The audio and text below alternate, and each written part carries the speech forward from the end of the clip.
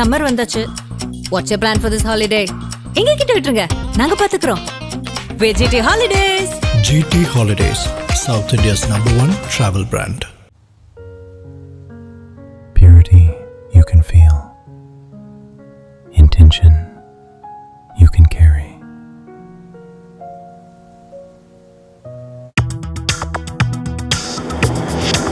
Delivering smiles all around the professional careers. Reach us to reach them. திமுக விசிக மத்தியில் ஒரு brotherhood தான் இருந்துச்சு, நல்ல நட்பு இருந்துச்சு. கைகலப்பாவர்களுக்கு என்ன சண்டை? ராசாவை கண்டித்து ஒரு ஆர்ப்பாட்டம் இன்னைக்கு குன்னம் பக்கத்தில் நடத்துறாங்க. ஸோ அதுதான் அப்படிதான் அதை கண்டித்து ஆர்ப்பாட்டம் நடத்துறாங்க. ஆர்ப்பாட்டத்திற்கு விசிக தொண்டர்கள் வந்து அங்கே நின்றுட்டு ஆர்ப்பாட்டத்துக்கு தயாராகிட்டு இருக்கப்ப அந்த பக்கம் வந்து திமுகவை சேர்ந்த சில தொண்டர்களுக்கும் அவங்களுக்கும் ஒரு சின்ன வாக்குவாதமாகி அதில் விசிக தொண்டர்களுக்கு சில காயம் ஏற்பட்டு தாக்கியிருக்காங்க. இது சம்பந்தம் விசாரிக்கிறப்ப மேல்மட்டத்தில் இருக்கக்கூடிய தலைவர்கள் ரொம்ப வருத்தத்தில் இருக்காங்க.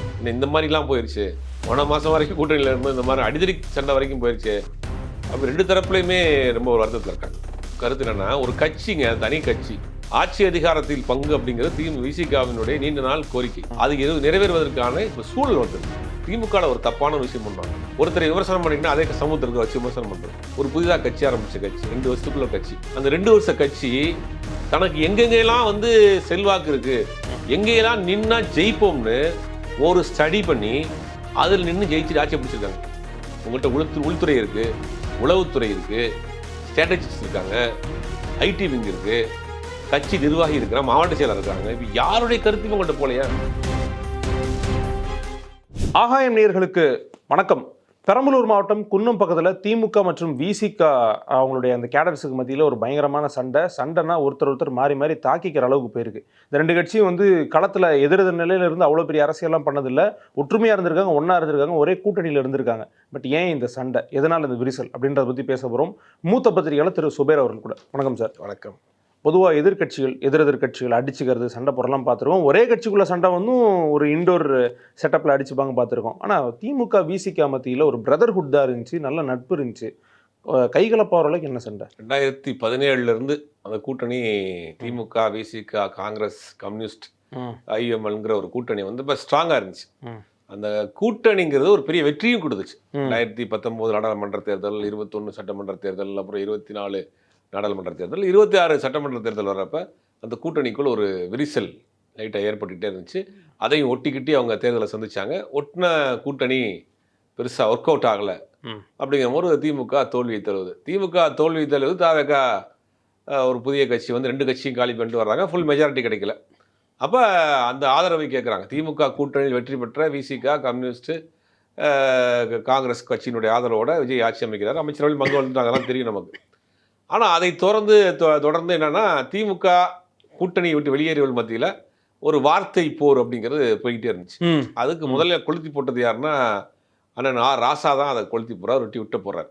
ஓகே. அவரை பற்றின அவர் ஏன் இப்படி சமீப காலமாக தொடர்ந்து சர்ச்சையில் மாற்றாருன்னு தெரியல. அவர் வந்த சம்பந்தமான ஆடியோ அது இதுன்னு தொடர்ந்து அவரை பற்றின வந்துட்டே இருக்குது. அவர் ஒரு ட்விட் ஒன்று போடுறாரு, அது இவங்களுக்கு பதிலுக்கு ஒரு ட்விட்டு போடுறாங்க. அது வந்து ஒரு பெரிய வார்த்தை போடுறாரு. அப்புறம் அதை நீக்கிறாரு. அப்புறம் முன்னாள் முதலமைச்சர் ஸ்டாலின் கூட என்ன சொல்கிறாங்கன்னா, இந்த மாதிரி கட்சியிலேருந்து விலகி போனவர்களை நீங்கள் பெருசாக கடுமையாக விமர்சனம் பண்ணாதீங்க அப்படின்னாரு. அது வார்த்தை போரா போச்சு. அப்புறம் கடைசியில் இப்போ தாவேக அமைச்சரவையில் விசிக அமைச்சரவை இன்னைக்கு இருக்கிறாங்க. அப்போ இது கண்டித்து ஒரு ஆர்ப்பாட்டம் நடத்தணும் அப்படின்னு ராசாவை கண்டித்து ஒரு ஆர்ப்பாட்டம் இன்னைக்கு குன்னம் பக்கத்தில் நடத்துகிறாங்க. ஸோ அதுதான் அது ஆரம்பத்துக்கு தான் அதை கண்டித்து ஆர்ப்பாட்டம் நடத்துகிறாங்க. ஆர்ப்பாட்டத்திற்கு விசிக தொண்டர்கள் வந்து அங்கே நின்றுட்டு ஆர்ப்பாட்டத்துக்கு தயாராகிட்டு இருக்கப்ப அந்த பக்கம் வந்து திமுகவை சேர்ந்த சில தொண்டர்களுக்கும் அவங்களுக்கும் ஒரு சின்ன வாக்குவாதமாகி அதில் விசிக தொண்டர்களுக்கு சில காயம் ஏற்பட்டிருக்கு, தாக்கியிருக்காங்க. இது ஒரு பெரிய இஷ்யூவாக போய் இன்றைக்கி பரபரப்பான செய்தியாக போகுது. இது என்னென்னா, இன்றைக்கி தாவேகா கட்சி கூட்டணியில் இருக்கிறாங்க. தாவேகா எவ்வளோ நாளைக்கு இந்த கூட்டணியை ரன் பண்ணி கொண்டு போக போகுதுங்கிறதும் தெரியல. ஏன்னா மேகதாது விஷயமா இருக்கட்டும், இஸ்லாமியர் சிறைவாசிகள் விஷயமா இருக்கட்டும், PM ஸ்ரீயாக இருக்கட்டும், இது எதையுமே வந்து இந்த கம்யூனிஸ்டாக இருக்கட்டும், விசிகாவாக இருக்கட்டும், ஐஎம்எல்லாம் ஏற்றுக்கிற மாட்டாங்க. அப்போ இது தாவேகாவுக்கும் தெரியுது. தாவேகாவுக்கு இவங்களை வைத்து ரொம்ப நாள் வண்டி ஓட்ட முடியாது, நம்ம சொந்த காலில் நிற்கணும், நம்ம ஸ்ட்ராங் பண்ணுவோம் அப்படிங்கிற வேலையும் பண்ணிகிட்டு இருக்காங்க. இப்போ இந்த கூட்டணி இருக்கிறப்பயே வந்து எதுக்கு நீங்கள் வந்து இன்னொரு கட்சி இருந்த ஆட்களை எம்எல்ஏக்கள் ராஜினாமா பண்ணி கொண்டு வந்து சேர்த்து ஸ்ட்ராங் பண்ணணும். அப்போ அதை வந்து இவர்களை நம்பாமல் அந்த வேலையும் பண்ணுறாங்க. அப்போ ஒரு வேளை விஜய் வேறு ஒரு ஸ்டாண்ட் எடுக்கிறாரு, வேறு ஒரு முடிவு எடுக்கிறாருன்னு வச்சுங்களேன். அப்போ இதே கூட்டணி திமுக தலைமையில் மீண்டும் ஒன்றுபட்டு தமிழ்நாட்டினுடைய உரிமைகளை காப்பாற்றுறதுக்காக ஜனநாயக ரீதியாக ஒரு கூட்டணியாக ஃபார்ம் ஆகிறதுக்கு வாய்ப்பு. அப்போ இங்கே நிதானம் எங்கன்னா தொண்டர்கள் மத்தியில் கூட நிதானம் இழக்கலாம், தலைவர்கள் மத்தியில் நிதானம் இழக்கக்கூடாது. ரொம்ப கவனமாக இருக்கணும், வார்த்தையில் உணர்ச்சி வசப்படக்கூடாது. அதை பொறுத்த வரைக்கும் முன்னாள் முதலமைச்சர் ஸ்டாலின் அவர்களாக இருக்கட்டும், இல்லை திருமாவளவன் அவர்கள் கூட ஓரளவுக்கு மெயின்டைன் பண்ணுறாரு. அடுத்த கட்ட தலைவர்கள் என்ன பண்ணுறாங்கன்னா வார்த்தை யுத்தம்ங்கிறது மாறி மாறி ரெண்டு தரப்புல இருந்தும் வருது.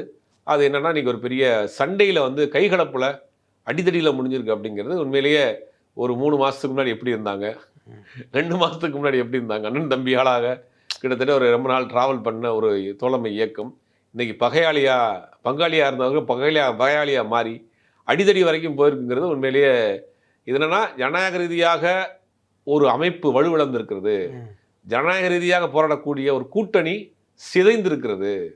இதை நம்ம பார்க்கணும், ரொம்ப ஆழமாக பார்க்குறதா இருந்தால் பாஜக இவ்வளோ கலவரத்துக்கும் சீனில் இருக்காது, ரொம்ப சாஃப்டாக ஸ்மார்ட்டாக ஒர்க் பண்ணுறாங்க, அவங்க வேடிக்கை பார்க்குறாங்க. 2 திராவிட கட்சிகளையும் வீழ்த்த முடியல 50 வருஷமாக, என்னென்னோ முயற்சி பண்ணோம். பாஜக மத்தியிலேருந்து 11 வருஷம் ட்ரை பண்ணாங்க, முடியல. ஆனால் இப்போ தாவேக்கா வீழ்த்திருச்சு, மீதி இது முடிச்சு விடுங்கன்னா அவங்க வேடிக்கை பார்க்குறாங்க.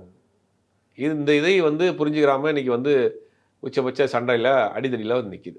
பெரம்பலூர் மாவட்டம் வந்து அதிகப்படியாக ஒடுக்கப்பட்ட சமூக மக்கள் இருக்கிறாங்க. ராசா அவர்கள் வந்து அந்த சமூகத்தில் தான் வர்றாங்க. அந்த சமூகத்தினுடைய உரிமைகளுக்கு அதிகம் போராடக்கூடிய இயக்கம் வந்து விசிகா. 2 பேரும் கூட்டணியில் இருந்தவங்க தான். இப்போது ஒரே தரப்பினர் இல்லைன்னா ஒரு சிந்தனையில் யோசிக்கக்கூடிய மக்கள் சண்டை போட்டுக்கிறது தமிழ்நாட்டினுடைய மாநில நலனுக்கு ஒரு பின்னடைவு இல்லையா? கண்டிப்பாக ஒரு முக்கியமான மாநிலம் சார்ந்த ஒரு பிரச்சனை வருது அப்படிங்கும் போது திமுகவில் ஒரு தப்பான ஒரு விஷயம் பண்ணுவாங்க. ஒருத்தரை விமர்சனம் பண்ணிக்கிட்டா அதே சமூகத்திற்கு வச்சு விமர்சனம் பண்ணுறது, பதில் வந்து அவங்களே வச்சு பண்ணுறது, இது ஒரு தப்பான ஒரு கலாச்சாரத்தை பண்ணுவாங்க. ஏன்னா வந்து நாளைக்கு வந்து இப்போ யாராவது அதே ஒரு சமூகத்தை சேர்ந்த ஒருத்தரை பார்க்க போகிறாங்கன்னா அந்த சமூகத்தை சேர்ந்த அமைச்சரை கூட்டு போவாங்க. எதுக்கு இவர் இதுக்கு வராது, ஒரு நமக்கு தெரியும், பார்த்தா கடைசியில் வந்து அவங்களும் ஒரே கம்யூனிட்டியாக இருப்பாங்க. இதை வந்து என்ன பண்ணால் அவர் ராசா அவர்களை விமர்சனம் பண்ணது இந்த மாதிரி போகுது. இது என்னென்னா நாளைக்கு ஒரு பொது பிரச்சனையில், மாநிலம் சார்ந்த பிரச்சனையில் ஒன்று சேர்ந்து பயணிக்க வேண்டிய கட்டாயம் வரும். அதை நம்ம முதல்ல புரிஞ்சுக்கணும். அது புரியாமல் வந்து ஒரு வார்த்தையை விட்டுட்டாரு, அவரை எதிர்த்து போராட்டத்துக்கு போகிறோம் அப்படிங்கிறத இதை வைத்து கூட்டணிகளை சிதறடித்து விட்டு வேறு வேலைக்கு நம்ம இடம் கொடுத்துடக்கூடாது. அதை வந்து நம்ம கவனமாக கையாள வேண்டிய ஒரு கண்ணாடி பாத்திரத்தை கையில் எப்படி பிடிக்கிற மாதிரி கவனமாக இருக்கணும். இது உடஞ்சிச்சின்னா வந்து அவ்வளோதான். இது ஈஸியாக மற்றவங்க வந்து கேட்ச் பண்ணிட்டு போகிறதுக்கான வாய்ப்பு இருக்கும்.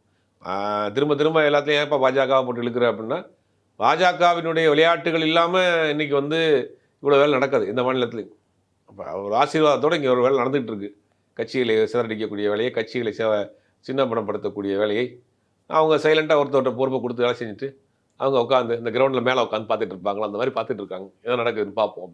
ஆனால் இந்த சிச்சுவேஷன் இருக்குல்ல சார், இதுக்கப்புறமும் இந்த கூட்டணி தொடருமா, இல்லை கூட்டணி பற்றி என்ன தெளிவு தான் இருக்குது? இப்போ 3 மாதத்துக்கு முன்னாடி தாவேக்கா கூட்டணி இவங்களாம் சேருவாங்கன்னு நினச்சிங்களா நீங்கள்? 3 மாதம் வேணாம், 1 மாதத்துக்கு முன்னாடி இந்த மே 10 வரைக்குமே யாரும் மே 4க்கு முன்னாடி இந்த கூட்டணி வந்து இவங்க தாவேக்காவோட இவங்கெல்லாம் வந்து ஜெல்லாவாங்க, தாவேக்கா அமைச்சரவையில் இவங்கெல்லாம் அமைச்சர் ஆவான்னு யோசிச்சு பார்த்தீங்களா? முதல்ல இவங்க வெற்றி பெறுவாங்களான்னு ஒரு சந்தேகம், ஆட்சி அமைப்பாங்களான்னு சந்தேகம், அந்த அமைச்சரவையில் இவங்கெல்லாம் அமைச்சராவாங்கன்னு நீங்கள் யோசிச்சு பார்த்தீங்களா? எதுவுமே காலம் தான் முடிவு பண்ணும். காலம் வந்து ஒரு பல விஷயத்தை செஞ்சுக்கிட்டே இருக்கும், பட்டான ஒரு விஷயத்தை செஞ்சு விட்டுரும். அப்படிங்கும்போது காலம் வந்து முடிவு பண்ணால் அது என்ன வேணாலும் நடக்கலாம். ஓகே. ஆனால் ராசா அவர்கள் வந்து தனிச்சையாக போட்ட ட்வீட்டா இல்லை ஒரு கட்சியின் பிரதிநிதியாக தனிச்சையாக போட்டார், கட்சி சொல்லி போட்டாங்கன்னாலும் கூட கட்சியின் முக்கிய பொறுப்பில் இருக்கக்கூடியவர், துணை பொதுச் செயலாளருங்கிற ஒரு பொறுப்பில் இருக்கவர், அது வந்து ஒரு இது மாதிரி தான் பார்க்கப்படும். கட்சியினுடைய ஒரு கருத்தாக தான் பார்க்கப்படும். அதை அவர் தவிர்த்திருக்கலாம். அது ஓகே. இந்த சண்டை வந்ததுக்கான முக்கியமான காரணம் சார் மாறி மாறி கோஷம் போட்டுக்கிட்டதா, இல்லை எதனால அவ்வளோ பெரிய கைகளை? இவங்க அந்த ஆர்ப்பாட்டத்துக்கு தயாராகிருக்காங்க. அப்போ அந்த பக்கத்தில் அங்கேருந்து ஒரு தரப்பு திமுக சேர்ந்த தொண்டர்கள் வந்திருக்காங்க. அப்போ இவங்க 2 பேத்துக்குள்ள ஒரு வாக்குவாதம் ஆயிருக்கு. அப்புறம் வாக்குவாதம் கைகலப்பாயிருக்கு. அதில் விசிகாவில் சேர்ந்த சில பேருக்கு காயம் ஏற்பட்டிருக்கு, இன்னும் மருத்துவமனையில் சேர்ந்துருக்கிறாங்க. இது 2 கட்சிகளுமே இப்போ ரொம்ப மேல்மட்டத்தில் இருக்கிறவங்க விசாரிக்கிற அளவுக்கு என்ன நடந்துச்சுன்னு இது சம்மந்தம் விசாரிக்கிறப்ப மேல்மட்டத்தில் இருக்கக்கூடிய தலைவர்கள் ரொம்ப வருத்தத்தில் இருக்காங்க. இன்னும் இந்த மாதிரிலாம் போயிடுச்சு, போன மாதம் வரைக்கும் கூட்டணியில் இருந்து இந்த மாதிரி அடிதடி சண்டை வரைக்கும் போயிடுச்சு. அப்போ 2 தரப்புலையுமே ரொம்ப ஒரு வருத்தத்தில் இருக்காங்க. ஆனால் விசிகா வந்து மினிஸ்ட்ரியில் இடம் பெற்றதை வந்து தொடர்ந்து விமர்சிக்கிறதையோ இல்லைனா வந்து நேரடியாக அவங்களுடைய நிர்வாகிகள் இல்லை, பட் அதுக்கு ஆதரவு கொடுக்குறோம், திமுக ஆதரவு கொடுக்குறோம், விமர்சிக்கிறத பார்க்க முடியுது. அந்த விமர்சனம் சரியா இல்லை அது தப்பான விமர்சனம் நான் நினைக்கிறேன். என்னுடைய கருத்து என்னென்னா, ஒரு கட்சிங்க, தனி கட்சி ஆட்சி அதிகாரத்தில் பங்கு அப்படிங்கிறது விசிகாவினுடைய நீண்ட நாள் கோரிக்கை. அது நிறைவேறுவதற்கான இப்போ சூழல் வந்திருக்கு. நம்ம புரிஞ்சுக்கணும். தேர்தலுக்கு முன்னாடி பத்திரிகையாளர் சந்திக்கிறாங்க. ஆனால் திருமாவளவன்ட்ட கேட்குறாங்க, ஆட்சி அதிகாரத்தில் பங்கு நீங்கள் கேட்குறீங்களா, இப்போ இந்த தேர்தலில் கேட்பீங்களான்னு கேட்குறாங்க. எங்களுடைய நீண்ட நாள் கோரிக்கை வந்து ஆட்சி அதிகாரத்தில் பங்கு, அதில் மாற்று கருத்தே கிடையாது. ஆனால் இப்போ கேட்கறதுக்கான சூழல் இல்லை. அப்படி ஒரு சூழல் வருகிற பொழுது நாங்கள் கேட்போம்னார். ஓகேவா? இப்போ அந்த சூழல் வந்துருச்சு, கேட்டுட்டாங்க, போயிட்டாங்க. இதில் என்ன தவறு இருக்குது? இப்போ பாஜக அணிக்கு, பாஜகவை எதிர்த்து ஒரு தேர்தலை சந்திச்சுட்டு பாஜக அணிக்கு போய் இவங்க வந்து ஒரு கூட்டணிக்கு போகிறாங்க அப்படின்னா அது வந்து நம்ம விமர்சனம் பண்ணலாம். இல்லை ஒருவேளை இவங்க ஆதரவு கொடுத்தா தான் திமுக ஆட்சி அமைக்கும், இல்லாத ஒரு சூழ்நிலை, இவங்க தாவேக ஆதரவு கொடுத்து போயிட்டாங்க, அதனால் திமுக ஆட்சி இழந்துருச்சுன்னு ஒரு சுச்சுவேஷன் வருது. உதாரணத்துக்கு வச்சுங்களேன், திமுக தாவேக திமுக டஃப்பாக இருக்குது, 2 பேர் ஆதரவு கொடுத்தா ஆட்சி அமைக்கலாம் ஒரு சூழ்நிலை வருது. விசிகாவுக்கு அந்த நிலைப்பாடு விட்டுட்டு அதை எடுத்துட்டாங்கன்னா கூட நம்ம வந்து விமர்சனம் பண்ணுறதுக்கு சரி ரைட் ஓகேப்பா அது துரோகம்னு சொல்லலாம். ஒவ்வொரு கட்சியும் தன் கட்சியை அடுத்த கட்டத்தை நோக்கி வளர்த்தெடுப்பதற்கு அவங்க நினைப்பாங்க. தொண்டர்களுடைய உணர்வுகள் இருக்குது. அப்படிங்கும் போது இன்றைக்கி பெரும்பாலான தொண்டர்கள் அமைச்சரவையில் பங்கு வேணும்னு கேட்குறாங்க. அப்போ நீண்ட நாள் கோரிக்கை ஆட்சி அதிகாரத்தில் பங்குங்கிறது அதுக்கான சூழல் வந்திருக்கு. அப்போ 2வது விஜயும் இப்போ வரைக்கும் ஒரு மதசார்பற்ற அரசியல் பண்ணுறாரு. விசிகாவை வாங்கன்னு கூப்பிட்றாரு, கம்யூனிஸ்ட்டை வாங்கன்னு கூப்பிட்றாரு, காங்கிரஸை வாங்கன்னு கூப்பிட்றாரு, ஐஎம்எல்லை வாங்கன்னு கூப்பிட்றாரு. அப்போ ஒரு மதசார்பற்ற அரசியலை இப்போ செய்ய கையில் எடுத்துருக்கிறாரு. அப்போ இந்த கூட்டணியில் நம்ம வந்து சேருவோம், ட்ராவல் பண்ணுவோம். ஒருவேளை அதுலேருந்து அவர் விலகிறாரு, அந்த கொள்கையிலேருந்து தடமாறுறாரு அப்படின்னு நினைக்கிறப்ப அடுத்த கட்ட முடிவு எடுத்துக்கலாம். அப்படிங்கும் போது திமுக தலைவரை பார்க்குறாங்க, அவர்கிட்ட சொல்கிறாங்க, அவங்களும் பெர்மிஷனோட மரியாதையோட நாகரிகத்தோட சரி போயிட்டு வாங்கன்னு அனுப்புகிறாங்க.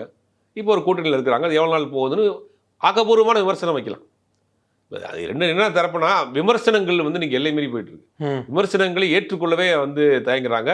நாகரிகமற்ற விமர்சனமாக போகுது. 2 தரப்புலையுமே சொல்கிறேன். ஓகே, அது தாவேகா தரப்புலையும் சொல்கிறேன். தாவேகா தரப்புல எக்ஸ்ட்ரீமாக போகுது விமர்சனம்ங்கிறது. வந்து விமர்சனம் தான் ஒரு கட்சியினுடைய வளர்ச்சிக்கு, ஒரு ஆட்சியினுடைய அவலத்தை சுட்டி காட்டக்கூடிய விஷயமா இருக்கும். அதை வந்து ஏற்றுக்கணும். ஒரு கட்சி மேலே, ஒரு ஆட்சி மேலேயோ விமர்சனம் வருதுன்னா, அப்போ இந்த கூட்டணியிலேருந்து ஜெயிச்சுட்டு இன்னொரு கூட்டணிக்கு போயிருக்கிறாங்க அப்படின்னா அந்த கூட்டணி தலைமையினோட பெர்மிஷனோட தான் போயிருக்கிறாங்க. அவங்க பெர்மிஷன் கூட சொல்லக்கூடாது, அவங்கள்ட்ட சொல்லிட்டு தான் போயிருக்காங்க. ஒரு நட்பு, ஒரு புரிதலில் சொல்லிட்டு தான் போயிருக்காங்க. அதே மாதிரி வன்னியரசு அவர்கள் அமைச்சராக பதவி ஏற்றோடனே முதல் வாழ்த்துட்டி விட்டு போகிறார். முன்னாள் முதலமைச்சர் ஸ்டாலின் வந்து வன்னியரசுக்கு வாழ்த்துட்டி அந்த அதை வந்து ரீட்வீட் பண்ணுறாரு, அண்ணனுக்கு நன்றி அப்படின்னு. இதுதான் ஒரு நாகரிகமான அரசியல். அப்போ இன்றைக்கி ஒரு சுச்சுவேஷனுக்கு அந்த கூட்டணியில் இருக்கிறாங்க. நாளைக்கு மாநிலம் சார்ந்த பிரச்சனை, மொழி சார்ந்த பிரச்சனை, தமிழ்நாடு சார்ந்த பிரச்சனைகள் வர்றப்ப ஒன்றிணையதுக்கான வாய்ப்புகளும் ஏற்படும். அப்போ நம்ம வந்து இன்றைக்கி போட்ட சண்டை இழந்துடக்கூடாது. அந்த அந்த விஷயத்தை நம்ம இழந்துடக்கூடாது. ஓகே சார், இதை பற்றி பேசும்போது இன்னொரு கேள்வியும் கேட்டுறேன். என்னன்னா, சமீபத்தில் திமுகவினுடைய ஐடி விங் அவங்களுடைய நிர்வாகிகள் மூலமாக திரு வில்சன் அவர்கள் மூலமாக வந்து வழக்கு கொடுத்துருக்குறாங்க, அவங்கள பற்றி அவதூறு பரப்புனதாக. அதுக்கு முன்னாடி பார்த்தீங்கன்னா சோஷியல் மீடியாவில், எஸ்பெஷலி ட்விட்டரில் எக்கச்சக்கமான டேக்ஸு எல்லா சோஷியல் மீடியாலையுமே ஐடி விங் வந்து ஏன் செயல்படலை, இல்லை ஏன் ஸ்லோ அப்படின்றத பற்றி சொன்னாங்க. அவங்களே மென்ஷன் பண்ணியிருந்தாங்க, ஆமாம் நீங்கள் நிறைய பேர் டேக் பண்ணீங்கன்ட்டு. இப்போது நடவடிக்கை எடுத்துட்டாங்கன்னு வச்சுக்கோங்களேன். பட் இதுக்கு நடுவில் ஒரு கேப் இருக்குல்ல, இந்த தொய்வு எதனால? இல்லை, ஐடி விங்கு வந்து விழாக்களில் தான் அவங்க சிறப்பாக இருந்தாங்க. ஐடி விங்கு ஆக்கப்பூர்வமாக செயல்படல. ஸ்ட்ராட்டஜிஸ்ட்டும் சரி, ஐடி விங்கும் சரி, ஆக்கப்பூர்வமாக செயல்படல. அவர் ஒரு முதலமைச்சர் நிகழ்ச்சிக்கு போனார், அதை பற்றின போடுறது, அமைச்சர் நிகழ்ச்சிக்கு போனார், அதை பற்றி போடுறது, நலத்திட்டங்களை போடுவோம், அது மட்டும் போதும்னு நினச்சாங்க. அதை தாண்டி ஒரு அரசியல் அங்கே இருக்குது. சமூக வலைதளங்களில் ஒரு ஆழமான அரசியல் இருக்குது. அந்த சமூக வலைதளங்கள் பங்களிப்பு பெரிய லெவலில் ரிஃப்ளெக்ட் ஆகுங்கிறது அவங்க மறந்துட்டாங்க. சோஷியல் மீடியாவில் ஒரு போஸ்ட் போட்டால் போதும், இன்றைக்கி நிகழ்ச்சி நடந்துச்சு, இன்றைக்கி ஒரு 1000 பேருக்கு நாங்கள் வந்து ஒரு உதவி நலத்திட்டங்கள் வழங்கணும், அதை மட்டும் போட்டால் போதும்னு நினச்சாங்க. அதை தாண்டி அதை கொண்டு போய் சேர்க்கறதுக்கு சில வேலைகள்லாம் செய்யணும் அப்படிங்கிறத அவங்க வந்து கணிக்காமல் விட்டாங்க. ஏங்க, ஒரு புதிதாக கட்சி ஆரம்பித்த கட்சி, 2 வருஷத்துக்குள்ள கட்சி, அந்த 2 வருஷ கட்சி தனக்கு எங்கெங்கெல்லாம் வந்து செல்வாக்கு இருக்குது, எங்கெல்லாம் நின்னா ஜெயிப்போம்னு ஒரு ஸ்டடி பண்ணி அதில் நின்று ஜெயிச்சுட்டு ஆட்சியை பிடிச்சிருக்காங்க. உங்கள்கிட்ட உள்துறை இருக்குது, உளவுத்துறை இருக்குது, ஸ்ட்ராட்டஜிஸ்ட் இருக்காங்க, ஐடி விங் இருக்குது, கட்சி நிர்வாகி இருக்கிறாங்க, மாவட்ட செயலர் இருக்கிறாங்க. இப்போ யாருடைய கருத்துமே உங்கள்கிட்ட போலையா? நல்ல அனுபவம் வாய்ந்த ஆட்கள் இருக்காங்க, யாருமே போலையா? சென்னை இவ்வளோ வீக்காக இருக்குன்னு உங்களால் கணிக்க முடியலையா? முதலமைச்சர் கொண்டு போய் அங்கே நிற்க வைக்கிறீங்க. அப்போ இது வந்து ஒரு ஒரு தரப்புக்கு ஒரு செய்தியே போகாமல் இருந்திருக்கு. கிரவுண்டு ரியாலிட்டிங்கிறது ஒரு தரப்புக்கே போய் சேராமல் இருந்திருக்கு, ஒரு மேல்மட்டத்துக்கே வந்து போகாமல் இவங்க வந்து வச்சுருந்துருக்காங்க. அப்படியே அந்த விழாக்களில் அப்படியே திளைத்து போய் அப்படியே அந்த என்ன சொல்கிறது, மன்னர்களை உட்கார வைத்து துதிபாடி வாழ்த்து கவிதைகளை பாடிக்கிட்டே இருப்பாங்க இல்லையா, அந்த மாதிரி இவங்க வந்து இதை மட்டுமே போயிருக்காங்க கூட நெகட்டிவ் ரிசல்ட் வந்து சொல்லவே இல்லை. சொல்லாததன் விளைவு தான் இன்னைக்கு இதுக்கு. இன்றைக்குமே என்ன பண்ணியிருக்காங்க, இது என்ன நடந்திருக்குன்னு கள ஆய்வு பண்ணிட்டு வாங்கன்னு இப்போ ஒரு டீம் போட்டு அமைச்சிருக்காங்க. பல அந்தந்த மாவட்ட பொறுப்பாளர்லாம் திருப்பி போட்டிருக்காங்க. அவங்க எப்படி ரிப்போர்ட் கொடுப்பாங்க? கம்ப்ளைண்ட்டே அவங்க மேலே தான். அவங்கள பற்றி அவங்க அப்புறம் வந்து வெப்சைட்டில் வந்து நீங்கள் வந்து உங்களுடைய கருத்துக்களை மனக்குமுறுகளை கொட்டலாம். இதை முதல்ல கிளம்பி போங்க, மாவட்டம் தோறும் போய் உதயநிதி மக்களை சந்திங்க, நிர்வாகியை சந்திங்க, போய் சந்திச்சு பேசுங்க. பாரத் ஜோடோ யாத்திரைன்னு ஒன்று ராகுல் காந்தி நடத்தினார். அதுக்கு பிறகு தான் காங்கிரஸ் ஒரு புது எழுச்சியப்பட்டுருச்சு. காங்கிரஸ் நொந்து போயிருந்தது. பாரத் ஜோடோ யாத்திரைன்னு கன்னியாகுமரியிலேருந்து காஷ்மீர் வரைக்கும் நடந்தார். அதுக்கு பிறகு இந்தியாவில் எதிர்க்கட்சியாகவே காங்கிரஸ் வந்துச்சு. அப்போ ரியாலிட்டினா மக்கள்கிட்ட போய் சந்திக்கணும்.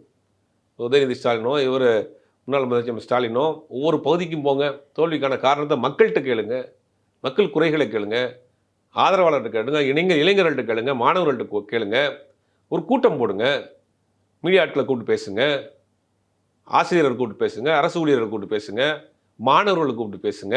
எங்கே அதிகமாக போயிருக்குன்றத அவங்கள்ட்ட நேரடியாக நீங்கள் கேட்டால் தானே முடியும். அண்ணா அறிவாலயத்தில் ஒரு பெரிய ஆடிட்டோரியம் இருக்குது. ஒரு மாதம் ஒவ்வொரு பகுதியில் இருக்கக்கூடிய ஆட்களை கூப்பிட்டு நாங்கள் பேசுகிறோம், எங்களுடைய கருத்துக்கள் நாங்கள் கேட்டுக்கிற மாதிரி ஒரு ஊருக்கு போங்கன்றேன். ஓட்டு கேட்டு போனோம்ல, தோல்விக்கான காரணத்தை தேடிப்போம், ஒரு ரியலைஸ் பண்ணுங்க. அது பண்ண மாட்டாங்க. நீங்கள் வந்து நாங்கள் ஒரு குழு போட்டிருக்கிறோம், 33 பேர் கொண்டு ஒரு குழு போட்டிருக்கோம். அவங்களால தான் நீங்கள் தோத்தியே போயிருக்கீங்க. இப்போ நீங்கள் போய் நிர்வாகியை பார்த்தா அவங்க மனக்குமுறலை கொட்டிடுவாங்க. உதாரணத்துக்கு ஒரு பகுதி ஒரு சட்டமன்ற தொகுதிக்கு போகிறார், தலைவர் போகிறாருன்னு வச்சுக்கோங்க, அந்த கட்சியினுடைய தலைவர் ஸ்டாலின் போகிறார். அப்போ அந்த நிர்வாகி குறைஞ்சபட்சம் ஒரு 1000 பேர் இருப்போம். ஒரு பெரிய மண்டபத்தை பிடிச்சி நிர்வாகின்ற நீங்கள் சொல்கிறது கட்சி நிர்வாகி, அடிமட்டத்திலிருந்து மேல்மட்டம் வரைக்கும் அந்த சட்டமன்ற தொகுதிக்குள்ள நிர்வாகி, கிளை செயலாளர், ஒன்றிய செயலாளர், பகுதி செயலாளர், வார்டு செயலாளர், மாவட்ட பொறுப்பில் இருக்கக்கூடிய ஆட்கள் எல்லாரையும் உட்கார வச்சு கேளுங்க, எங்கே என்ன பிரச்சனை நடந்துச்சு, யார் யார் வேலை செய்யலை, உங்களுக்கு நேரடியான ஒரு விஷயம் கிடைக்குமே. அதை விட்டுட்டு ஒரு குழு போடுறேன், அவங்க அறிக்கை கொடுப்பாங்க, உங்கள் மனக்குமுறையில் வந்து சோசியல் மீடியா எழுதுங்க அப்படிங்கிறதெல்லாம் வந்து என்ன இதுன்னு ஒன்றும் புரியல. வரக்கூடிய காலங்களில் செய்வாங்கன்னு நினைக்கிறேன். ஓகே சார், இந்த குன்னத்தில் நடந்த அந்த சண்டை தொடர்பாகவும் இப்போது நடந்துகிட்டு இருக்கிற அரசியல் தொடர்பாகவும் உங்களுடைய கருத்துக்களை சொன்னீங்க. உங்களுடைய நேரத்துக்கும் கருத்துக்களுக்கும் நன்றி சார்.